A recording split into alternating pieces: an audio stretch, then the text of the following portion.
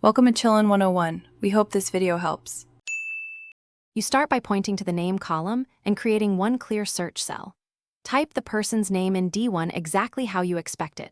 Once done, make sure the name list in column B has no extra spaces or case mismatches. You do this because exact matches are fastest and more reliable. Now prepare a results area to the right. Make sure headers match and your sheet has no merged cells that break formulas.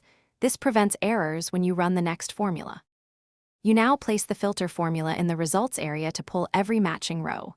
Use trim and lower inside filter so small spacing or case differences don't break the match. This is why the formula compares trim, lower BB to trim, lower D1. Once entered, the sheet spills all matching rows automatically. If nothing appears, wrap filter with iFor to show a friendly, not found message. Make sure your ranges cover the whole dataset, and there are no conflicting values in the spill area. To finish, verify the spelling in the search cell and consider rejects match if you need partial matches. For example, replace the equality check with rejects match, trim, lower BB, lower D1.